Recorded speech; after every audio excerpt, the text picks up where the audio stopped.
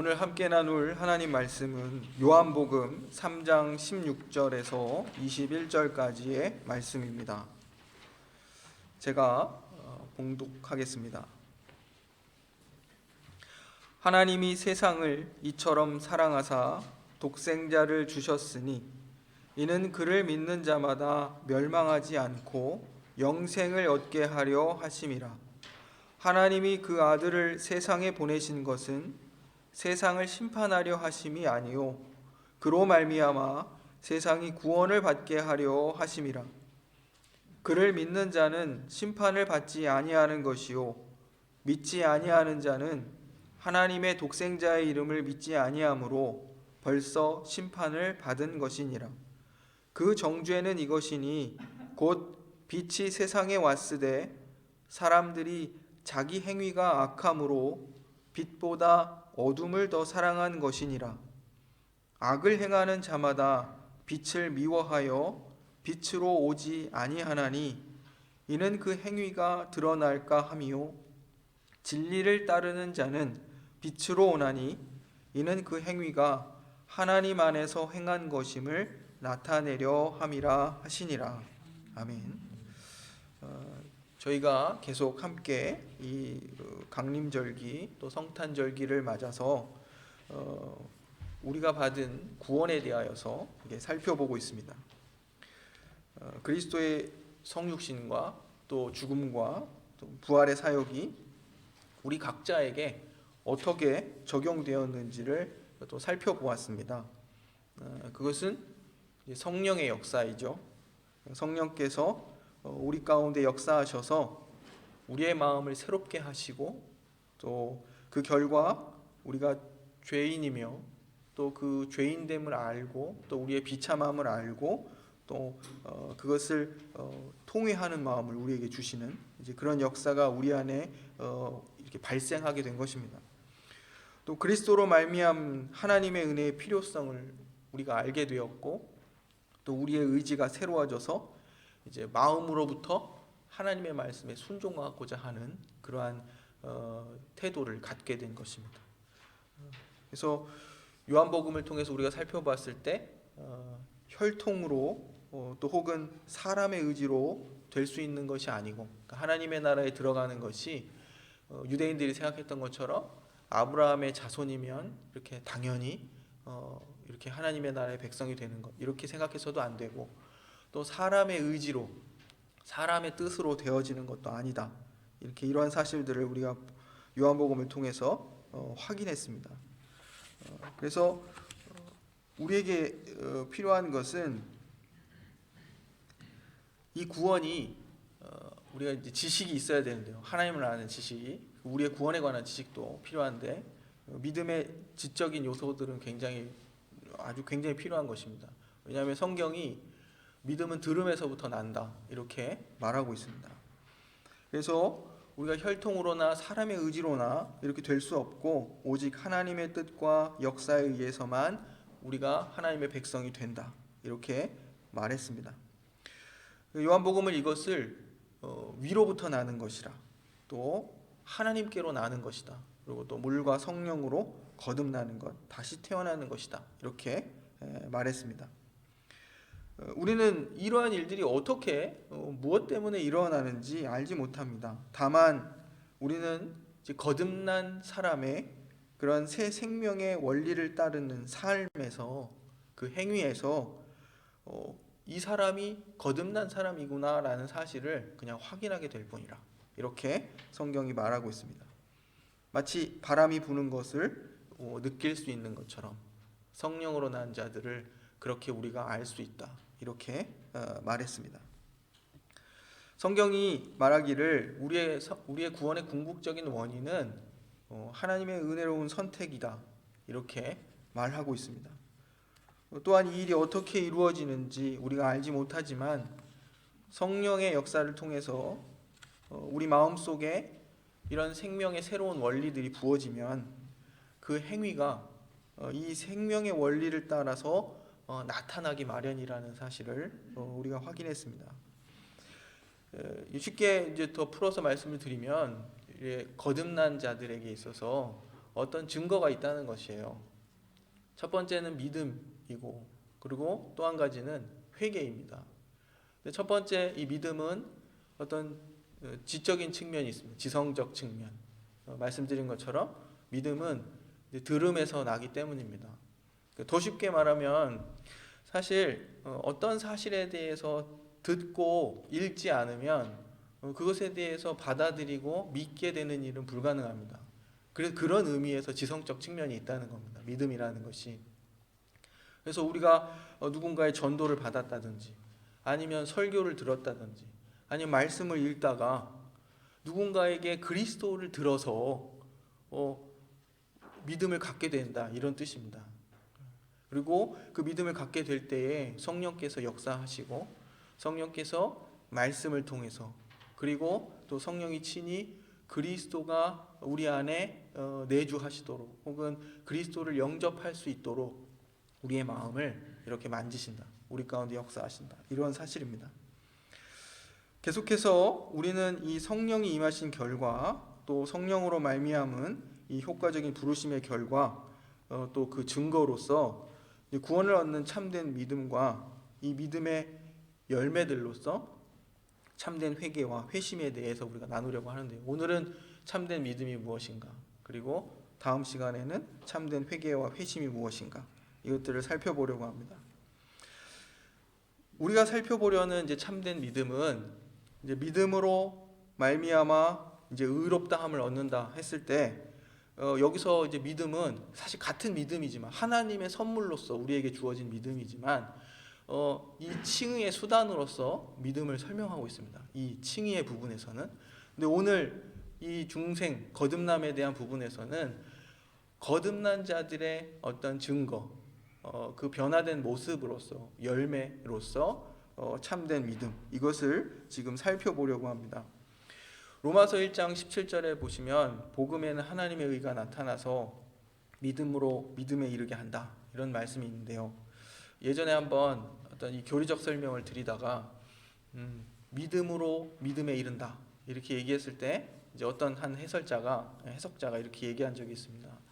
첫 번째 믿음은 하나님이 의롭다 하신 때 주시는 그 믿음, 하나님의 선물로 주시는 그 믿음이고, 두 번째 믿음에 이른다고 했을 때는 이것은 어떤 성화적 측면에서 이제 믿음 안에서 계속 자라가고 믿음으로 열매 맺고 이러한 삶을 가리킨다, 이렇게 한번 소개를 한 적이 있습니다.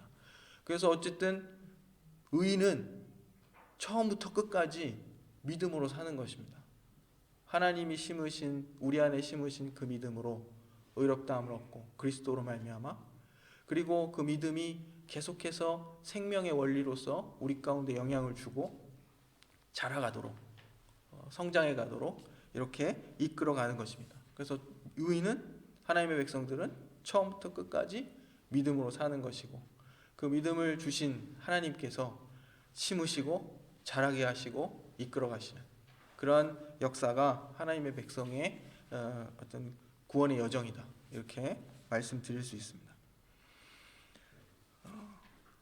일반적으로 믿음이라 이렇게 하는 것은 어떤 증언을 받아들이는 것입니다. 그래서 말씀드렸죠.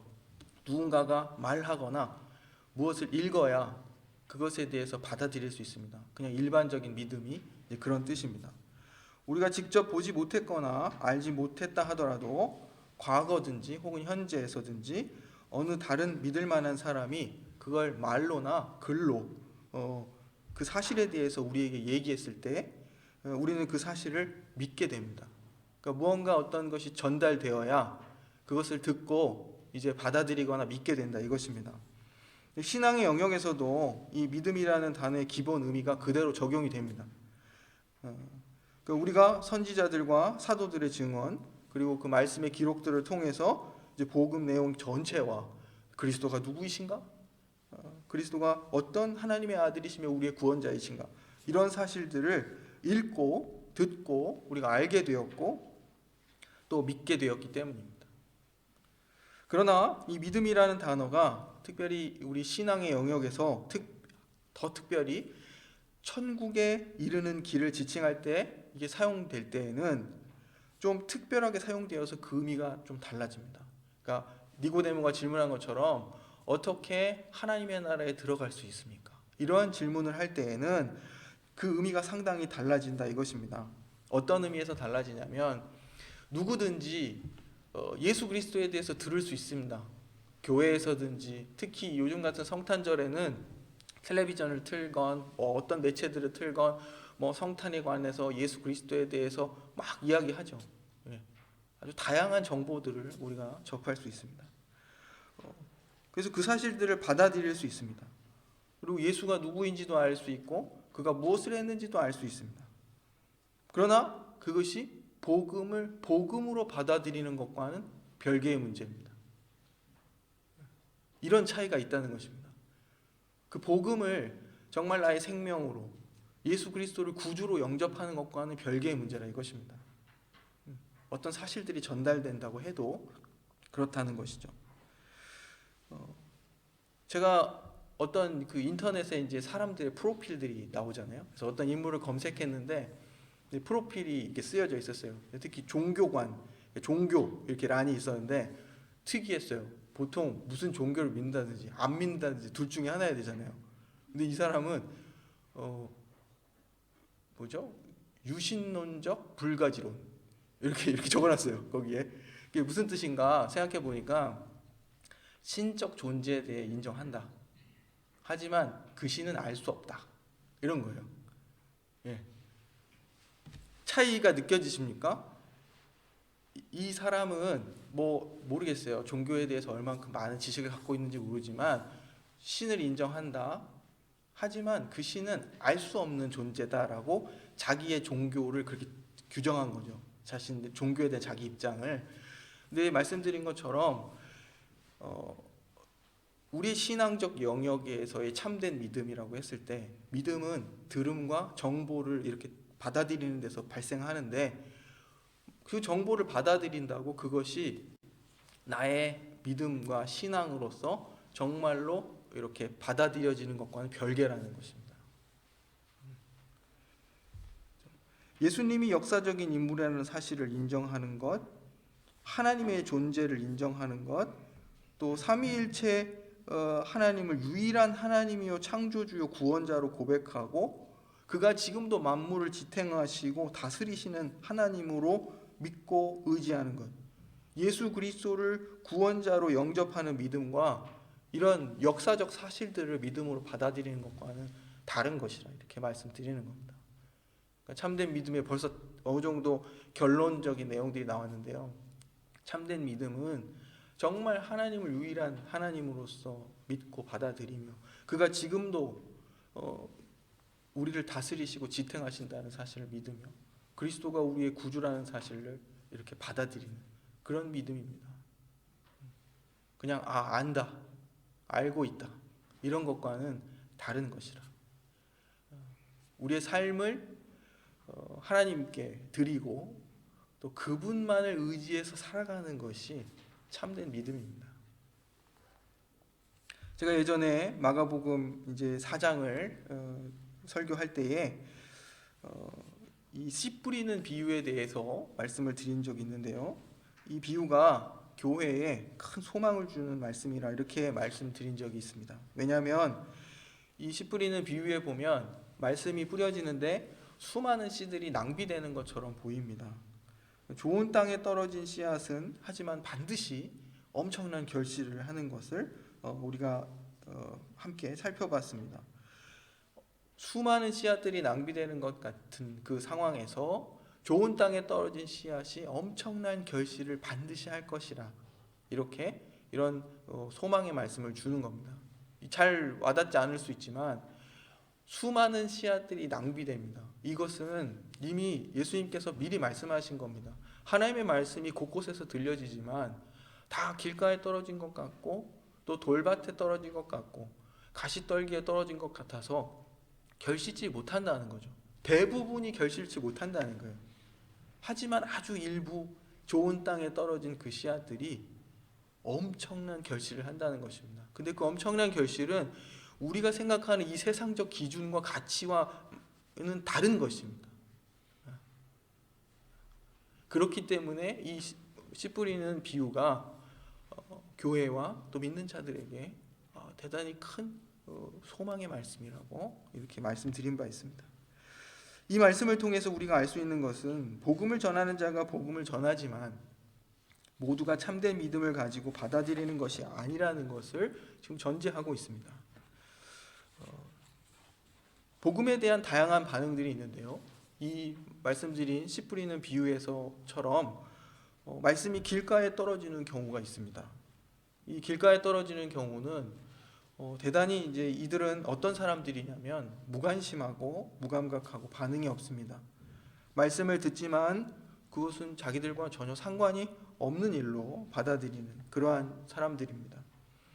그리고 이제 새들이 와서 그 떨어진 말씀을 씨앗을 먹어버린다 이렇게 말하고 있는데 이것은 악한 자가 온갖 종류의 어떤 모순, 이 복음의 내용에 있어서 불일치와 마찰 여러 가지 모순적 내용들이 있다는 것을 이렇게 드러내거나 또 그 말씀에 대하여 가볍게 여기는 자세 그리고 불신앙과 또 망령된 자세들을 도구로 사용해서 사탄이 그러한 것들을 도구로 사용해서 그 말씀을 그들의 생각에서 지워버린다 이런 의미입니다. 길가에 말씀이 떨어졌을 때 이 길가와 같은 이들은 이렇듯 무감각하고 또 무관심한 그러한 모습을 보인다 이런 뜻입니다. 다음은 말씀이 돌밭에 떨어진 경우입니다. 이 일시적인 믿음에 대해서 지금 이 비유의 이 돌밭은 그것을 보여주고 있는데요.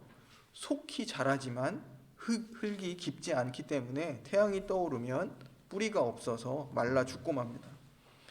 이들은 이제 말씀을 듣고 그냥 듣기만 하는 것이 아니라 즉시 기쁨으로 그 말씀을 받아들입니다. 반응이 있죠. 앞서 무감각한 자들과는 다르게 반응이 있습니다. 복음의 감동도 받고 설득도 되고 또 하지만 복음이 그들 내면 깊은 곳에 뿌리를 내지 못하는 경우입니다. 그러므로 반대가 오거나 또 유혹이 있거나 박해가 오거나 환란이 오면 그것을 견디지 못하고 곧 넘어져 버립니다. 그래서 이 돌밭과 같은 믿음을 가진 자들은 일시적인 믿음을 가진 자들을 보여주고 있습니다. 다음은 말씀이 가시떨기에 떨어진 경우입니다. 씨 주변에 이제 가시덤불이 자라고 있어서 그것들이 이제 성장의 기운을 막는 것이죠. 근데 결국 열매를 맺지 못하게 됩니다. 근데 이들은 세상적인 마음을 갖고 그리고 말씀을 듣는 자들이라 이렇게 말할 수 있습니다. 근데 그들의 마음을 이제 가시들이 이렇게 억누르고 있는 것이죠.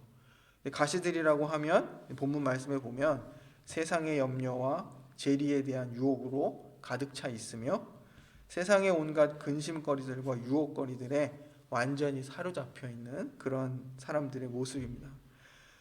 이들도 종종 하나님의 나라가 더 좋다, 더 낫다 이런 생각을 알기도 하고 또 어떤 때에는 하나님의 심판에 대한 두려움에 휩싸이기도 합니다.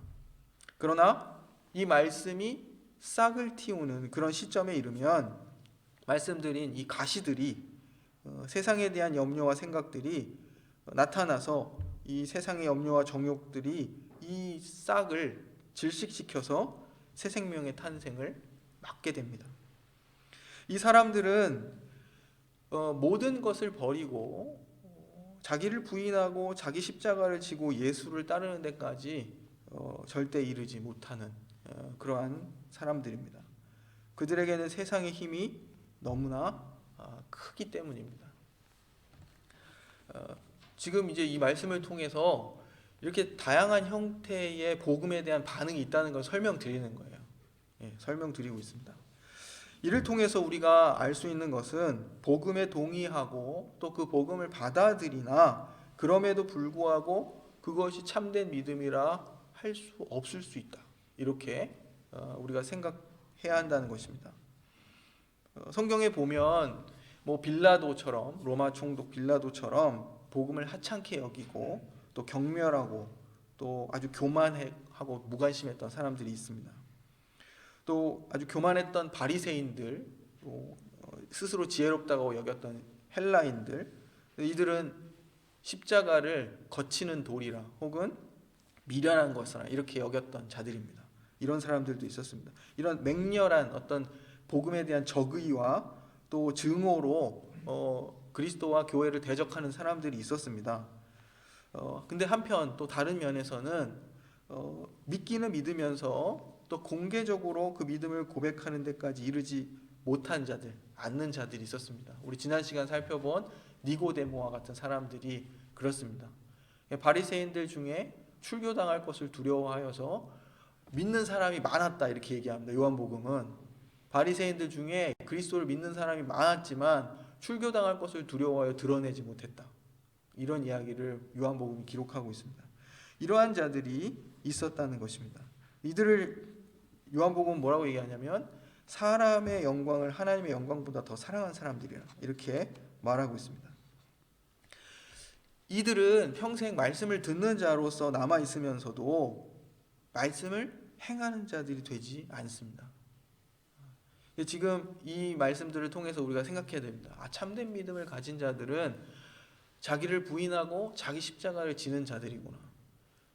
말씀을 듣는데 멈추지 않고 그 말씀대로 행하는 자들이구나. 이런 사실들을 우리가 계속 발견해야 됩니다.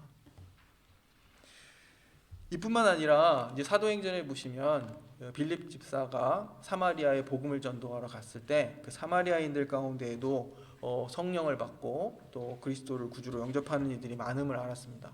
그래서 베드로와 요한이 사마리아에 파송되었습니다. 그때 한 시몬이라는 자가 돈을 가지고 사도들에게 와서 막 귀신을 내어주고 병든 자를 고치고 하니까 그 성령의 능력을 돈 주고 살려고 했던 일들이 있었습니다. 이거 대표적이죠. 기적과 표적을 보고 이제 복음을 받아들이는 것입니다.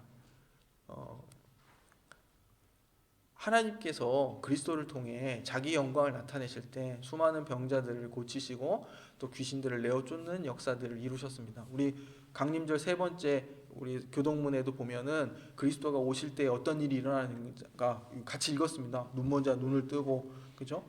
저는 자가 걷게 되는 그런 일들이 일어난다. 이것을 통해서 하나님께서 역사하시고 그리고 이 일을 행하시는 이가 하나님의 아들 구원자 그리스도라는 사실을 드러내는 것이죠. 기사와 이적을 통해서 이들이 이르러야 할 곳은 그 일을 행하시는 이가 그리스도라는 사실까지 가야 되는 거죠. 그 일을 이루시고 우리를 구원하시는 이가 하나님이시라는 사실에 가야 되는 겁니다. 근데 그 기사와 이적에 머물렀던 자들, 그러니까 이적적인 믿음을 가진 자들에 대해서 또 성경은 이야기하고 있습니다. 그 이상 가지 못하는 그러한 모습들을 우리가 보게 됩니다. 그래서 지금 말씀드리려는 것은 참된 믿음과 구별되는 일시적인 믿음 그리고 역사적인 믿음. 역사적인 믿음이라는 것은 그냥 역사적 사실들을 그냥 받아들이는 거예요.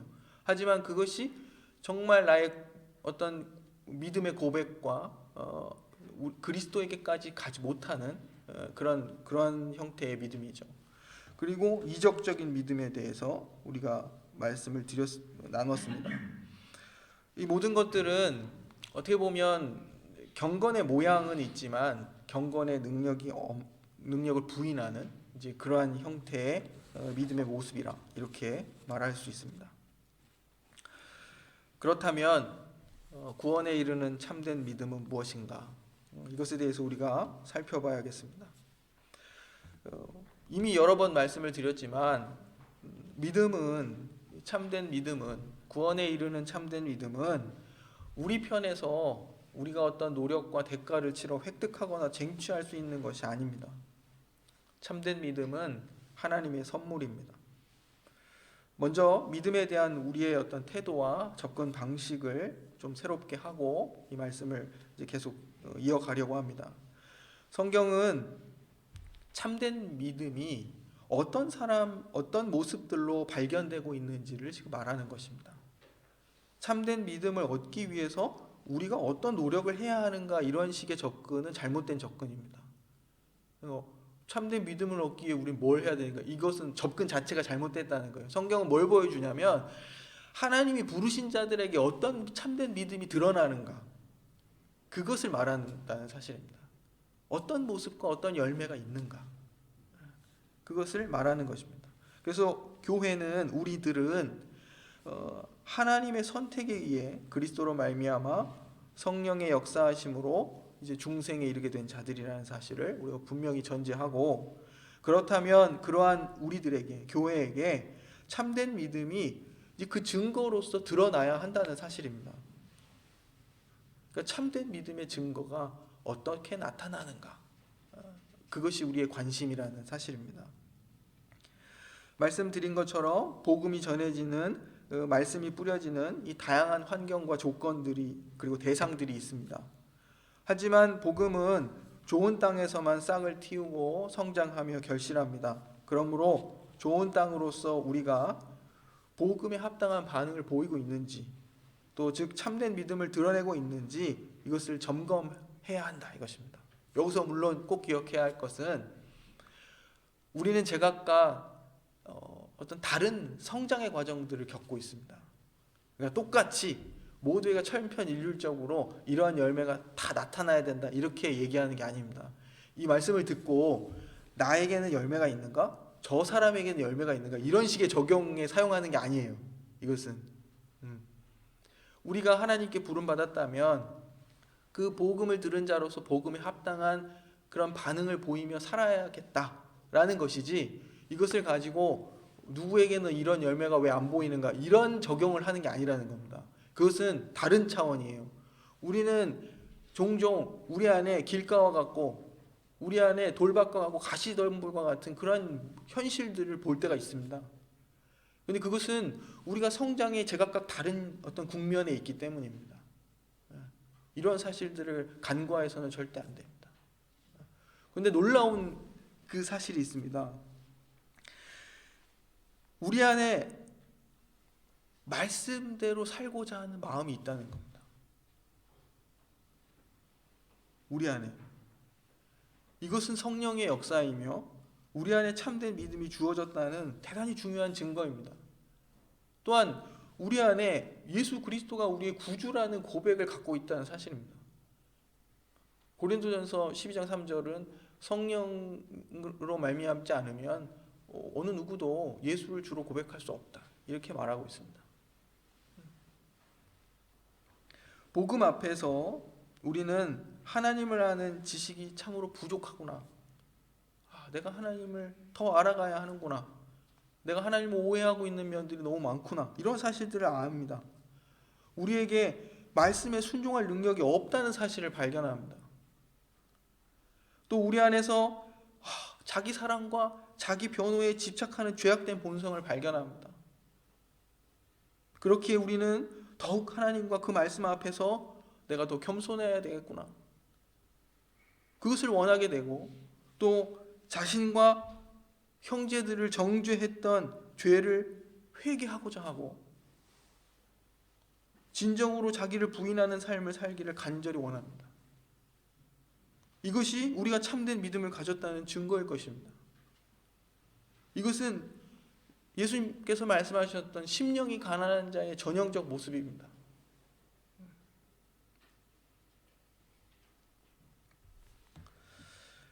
구원 얻는 참된 믿음은 이 세 가지 점에서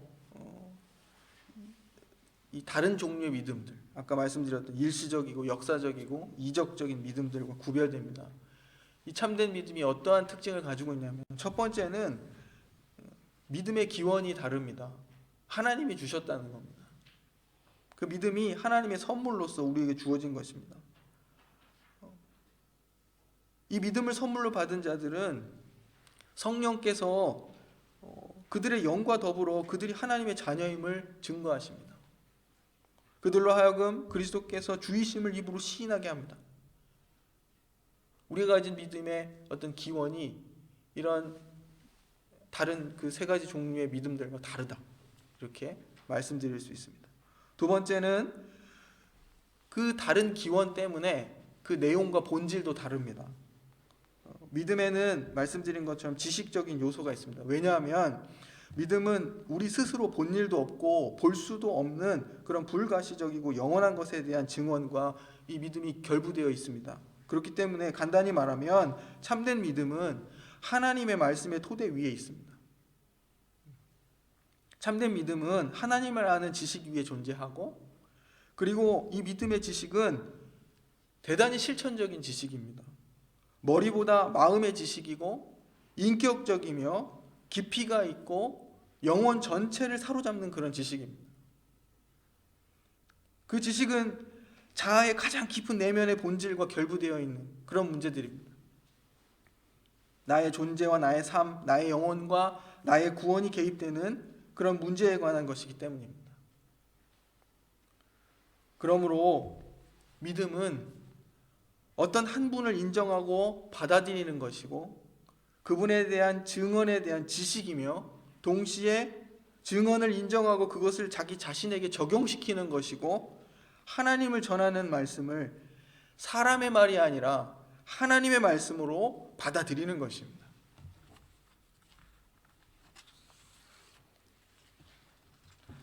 마지막으로 참된 믿음은 다른 믿음들과 그 믿음의 대상이 다릅니다. 역사적인 믿음이란 그냥 외형적인 보도에 멈추고 더 이상 깊이 들어가지 않습니다. 객관적 사실들을 취합하고 받아들이고 끝나는 것이죠. 일시적인 믿음은 그 보도에 어느 정도 매력을 느끼지만 즐거워하지만 진정한 내용과 의미에 대해서 사실 인정하기를 거부합니다. 이적적인 믿음도 마찬가지입니다. 표적과 기사를 그것에 결부시키지만 이적들을 이루시는 분이 누구이신가에 대한 관심이 없습니다. 그러나 우리가 참된 마음으로 복음을 하나님이 우리 개개인에게 주시는 말씀으로 받아들이게 되면 그런 구원 얻는 믿음은 우리를 그냥 텅 빈 채로 열매 없이 내버려 두지 않습니다. 그냥 무관심한 상태로 차갑게 있을 수가 없습니다. 참된 믿음이 복음을 받아들인 사람들 속에서 활동해서 그들을 가만히 내버려 두지 않기 때문입니다. 그래서 그들을 몰아서 그리스도께로 인도하는 것입니다. 참된 믿음을 가진 자들, 우리들이 그런 자들입니다. 오늘 봉헌 본문 말씀 제가 잠시 읽겠습니다. 여호와여 주의 이름을 아는 자는 주를 의지하오리니 이는 주를 찾는 자들을 버리지 아니하심이니이다. 주의 이름을 아는 자는 주를 의지하오리니. 대단히 중요한 말씀입니다. 우리는, 교회는 참된 믿음을 선물로 받은 자들입니다. 믿는다는 것은 그저 하나님이 존재하신다는 것을 이성적으로 납득한다는 뜻이 아니라 온 영혼으로 그 하나님께 의지하며 또 그의 말씀하신 대로 산다는 뜻입니다. 그래서 구약 성경에 이런 표현들이 나오죠. 하나님을 신뢰하며 하나님께 피하며 하나님을 바라며 하나님을 경외하며 하나님에게만 모든 것을 기대하며 하나님만을 기다리며 하나님에게 기대며 하나님을 찾는 것. 구약 성경이 우리에게 주고 있는 그런 표현들입니다. 또 믿는다는 것은 그저 사도들이 제시한 바 그리스도에 관한 증언을 받아들이는 것이 아니라 그리스도를 받아들이는 것입니다. 그것은 그리스도 자신을 영접하는 것입니다. 이것에 대해서 신약의 여러 기자들은 그리스도로 옷 입는 것이요. 더 나아가서 그리스도와 함께 죽고 그리스도와 함께 다시 사는 것이요. 그리스도와 교제 속에 사는 것이요. 요한복음은 말합니다. 참 포도나무이신 그 안에 머물러 있는 것이며 그리고 그리스도 안에서 그리스도로 말미암아 하나님이 성도들의 아버지가 되시며 그들이 하나님의 아들들과 딸들이 되는 것. 이것이 참된 믿음을 가리키는 내용들입니다. 기도하겠습니다.